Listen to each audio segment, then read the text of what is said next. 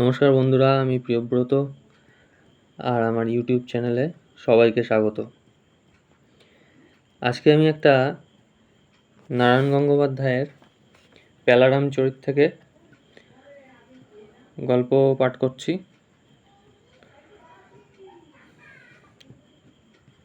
আজকের গল্প ঘোড়া মামার অবদান।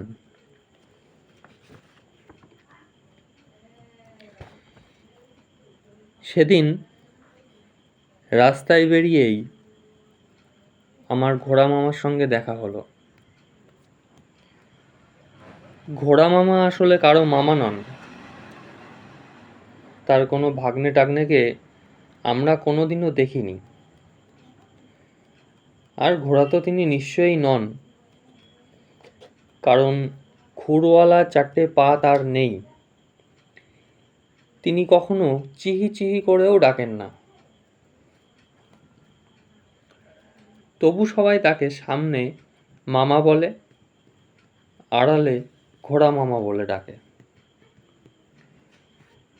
ঘোড়া মামা রাস্তা থেকে কি কুড়োচ্ছিলেন সেটা কাঁধের একটা থলের মধ্যে ফেলে উঠে দাঁড়ালেন।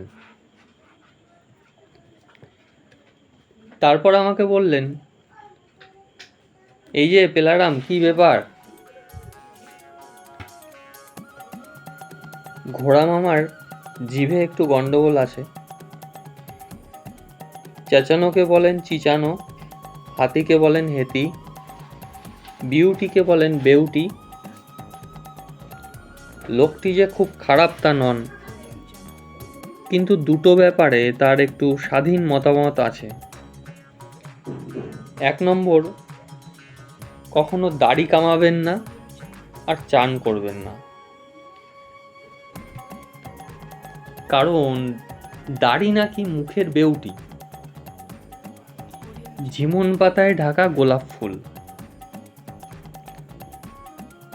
তার মুখ গোলাপ ফুলের মতো কি না তা নিয়ে আলোচনা করে অবশ্য লাভ নেই, কিন্তু একরাশ ঝুন্দু দাড়িতে তাকে যা দেখায় সে আর কি বলবো।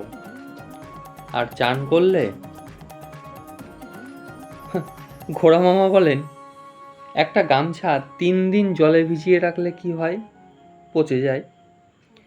তেমনি রোজ চান করলে ইত্যাদি ইত্যাদি। মোক্ষম যুক্তি, সন্দেহর কি? ঘোড়া মামার 2 নম্বর কাজ হলো রোজ সকালে থলে কাঁধে রাস্তায় বেরিয়ে পড়া। শ্যামবাজারও শুরু করেন, এসপ্ল্যানেড পর্যন্ত আসেন, কখনো কখনো ভবানীপুর পর্যন্তও এগিয়ে যান। উদ্দেশ্য আর কিছু নয়, রাস্তা থেকে এটা ওটা কুড়োতে থাকেন, যেমন সিগারেটের খালি বাক্স, জুতোর সোল, টিনের চাকতি, আলপিন, পেরেক, ছেঁড়া দড়ি, আরও নানা রকম। আমরা জিজ্ঞাসা করি, মামা এসব করেন কেন? উত্তরে মামা বলেন, লোকে না বুঝে কত দরকারি জিনিস ফেলে দেয়, আমি কুড়িয়ে জমা করি। কখন কি কাজে লেগে যায় কে জানে। তাই বলে জুতোর সোল?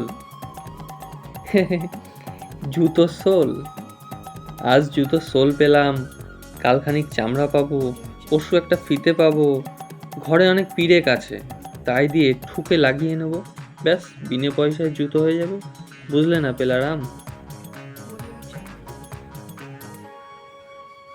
এ বোঝা আর শক্ত কি, কিন্তু এভাবে করে যে কে জোড়া সম্পূর্ণ জুতো তৈরি হবে, মানে ঘোড়া মামার সারা জীবনেও সেটা সম্ভব হবে কি না, এসব কথাও যে মনে আসে না তা নয়।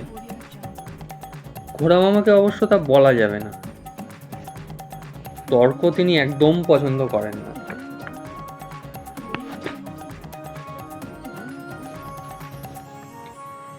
তিনবার ক্লাস 7-এ ফেল করেও খাওয়ার ভাবনা ঘোড়া মামার নেই। তার বাবা খানতিনেক বাড়ি রেখে গেছেন শামপুকুরে। তার ভাড়া থেকেই তার চলে। কাজেই নিশ্চিন্তে কলকাতার রাস্তায় তিনি দরকারি জিনিস কুড়িয়ে বেড়ান আর বাড়িতে নিয়ে গিয়ে সেগুলি জমা করেন। আজও ঘোড়ামামা পথে বেরিয়েছিলেন। আমাকে দেখে বিকট দাড়ির ভেতর থেকে তার সেই গোলাপ ফুলের মতো মুখে একটা ৩২ ইঞ্চি হাসি ফুটে বেরোল। কোথায় যাচ্ছ পেলারাম? বললুম, আমার বন্ধু হাবুল সেনের ওখানে। হ্যাঁ, হাবুল সেন? গিয়ে তো খালি আড্ডা দিবে। বললুম, তাই ছুটির দিনে একটু গল্প টল্প। গল্প? গল্প আবার কি? ঘোড়ামামা আমাকে ধিক্কার দিলেন। গল্প তো ছোট ছোট ছেলেমেয়েরা শুনে। কাজ করো, কাজ। Life is short and end. আমি আন্দাজে বাকিটা জুড়ে দিলাম। Work is long. Hey, long, very long. স্প্যালেনেট পর্যন্ত। চলো আমার সঙ্গে, আজ আর তোমায় ছাড়বো না। এই সেরেছে, ঘোড়ামামার পাল্লায় পড়লে কারো যে আর ছাড়ার নেই সে আমি হাড়ে হাড়ে জানি। একবার আমাদের পাড়ার ভজা ওরফে ভজসত্য ভাদুড়ি ঘোড়ামামার প্যাচে পড়ে যে কি নাজেহাল হয়েছিল সে কথা মনে করে ভজা তো এখনও কাঁদেই, আমাদেরও কান্না পায়। আমি ৩ পা পিছিয়ে গিয়ে বললুম, আমার ভারী খিদে পেয়েছে মামা, হাবুল আমায় খাওয়াবে। হ্যাঁ, কি খাওয়াবে তোমাকে? হাবুল সেন? আমি খাওয়াবো, যত চাও তত খাওয়াবো। কি রাজি? ঘোড়ামামা খাওয়াবে শুনে আমার চোখ তরং করে কপালে লাফিয়ে উঠল। আজ পর্যন্ত ২ পয়সা চিনে বাদামও তো কাউকে খাওয়াইছে বলে শুনিনি। আমি বললুম, কি খাওয়াবেন গো মানে মামা? Chop cutlet? ছে, চপ কাটলেট? কি থাকে চপ কাটলেটে? পচা মাংস খেলেই অসুখ করবে। রসগোল্লা খাবে? মাংস খেলেই অসুখ? ব্যাস। আমি বললাম, আলবাত খাবো। কেঁচাগোল্লা? হ্যাঁ, কাঁচাগোল্লাও আমি খুব পছন্দ করি। তালসার সন্দেশ? আমি শুরুত করে জিভে খানিকটা জল টেনে বললুম, খুব খাই মামা, পেলেই খাই। পাবে পাবে, সব পাবে। আচ্ছা, ছেনার জিলিপি? এবার আমার আনন্দে আমার নাচতে ইচ্ছা করলো। ঘোড়ামামা যদি মাঝে মাঝে চান করতেন আর ওর গায়ে ওরকম গন্ধ না থাকতো তাহলে আমি ২ হাতে মামাকে জাপটে ধরতুম। বললুম, বললে বিশ্বাস করবে না মামা, ছানার জিলিপি খাওয়ার জন্য আমি ৭ মাইল রাস্তা হেঁটে যেতে পারি। ঘোড়ামামা হাসলেন।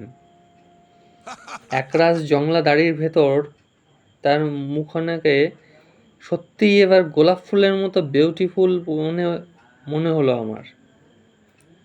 ঘোড়ামামা বললেন, তাহলে হাঁটো হাঁটো আমার সঙ্গে, সব খেতে পাবে। বিনা কষ্টে কি কিষ্ট পাওয়া যায় হে পেলারাম?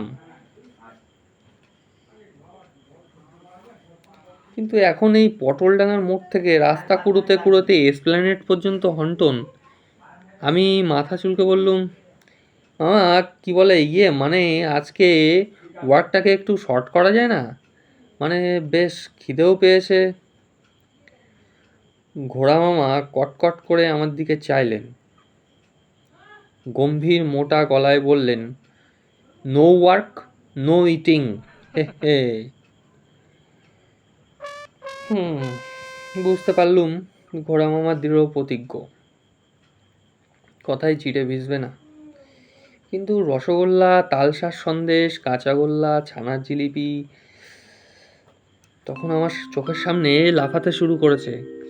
এমন মৌকা জীবনে কবার আসে, একটু কষ্ট করলেই যদি। আমি বললুম, চলুন ঘোড়া, মামা, যা থাকে কপালে। কপাল তোমার আজ খুবই ভালো হে। শিয়াল পায়ে করে বেরিয়েছিল বলে এই ঘোড়া মামা খপ করে আমার হাত চেপে ধরলেন। নাও টু অ্যাকশন।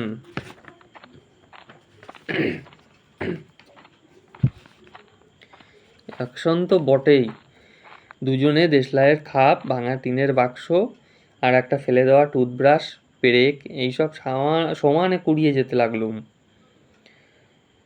সত্যি কথা বলতে কি, আমার ভীষণ ঘেন্না করছিল, খারাপও লাগছিল যখন রাস্তার লোকে ডেকে ডেকে জিজ্ঞেস করতে লাগলো, কি মশাই, কি হারিয়েছে?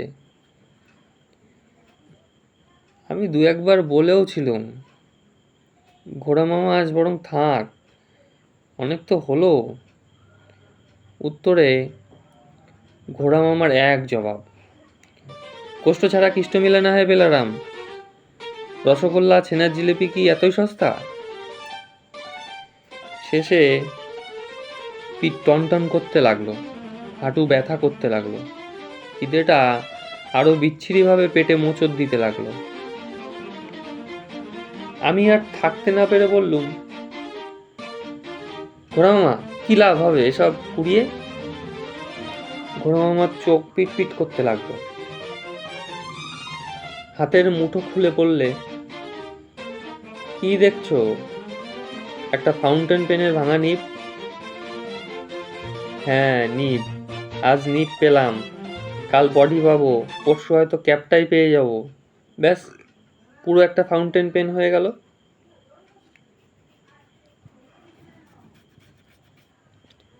আমি মাথা চুলকে বললুম, কিন্তু তর্ক করো না পেলারাম, অ্যাকশন। অজ্ঞতা আবার সেই অ্যাকশন। সেই সন্দেশ, কাঁচাগোল্লা, ছানার জিলিপির লোভে রাস্তায় যা পাচ্ছি কুড়োচ্ছি আর ঘোড়া মামার ঝোলায় ভর্তি করে দিচ্ছি। বাড়ি গিয়ে কার্বলিক সাবান মেখে চান করতে হবে, হাতে আবার একজিমা না হলে বাঁচি। শেষ পর্যন্ত এসপ্ল্যানেড। তখন মাথা ঘুরছে, চোখে সর্ষে ফুল দেখছি, পিঠের উপর 3টে কুচ গজিয়েছে এমনই মনে হচ্ছে, পা দুটো যেন হাঁটু থেকে ছিঁড়ে পড়তে চাইছে। খিদের জ্বালায় পেটের ভিতর যেন 30টা চামচিকে দাপাদাপি করছে। আমি ধপাস করে ফুটপাতেই বসে পড়লুম। ঘোড়া মামা সেই বিউটিফুল মুখে এক গাল হেসে আমার পিঠে হাত রাখলেন। সাবাস পেলারাম, খুব খেটেছ, এইবার তোমার পুরস্কার। আমি বললুম, চলুন, শিগগির চলুন, ওই ওই ওই মিষ্টির দোকানে, খিদেই মরেই গেলুম।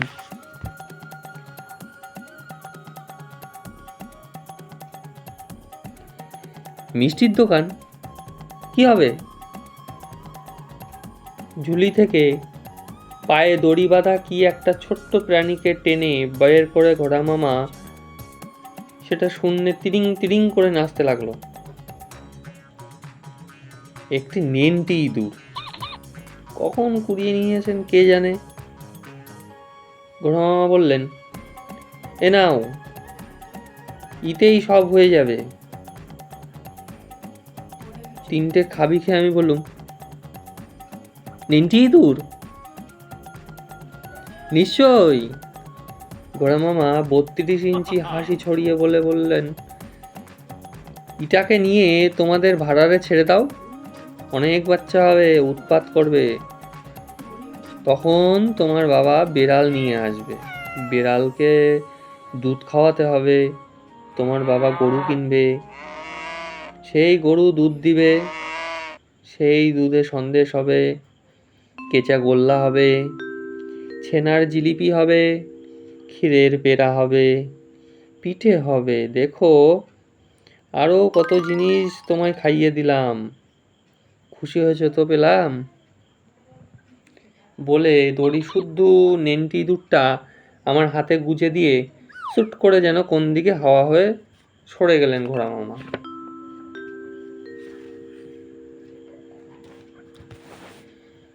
তো আজকের গল্প এই পর্যন্তই। ভালো লাগলে অবশ্যই লাইক করে দিও এবং গল্পটা শেয়ার করে দিও, এবং চ্যানেলটা যারা নতুন আসো, যারা গল্প নতুন শুনছো তারা অবশ্যই সাবস্ক্রাইব করো, এবং যারা সাবস্ক্রাইব করোনি তারা অবশ্যই সাবস্ক্রাইব করে দিও। ধন্যবাদ।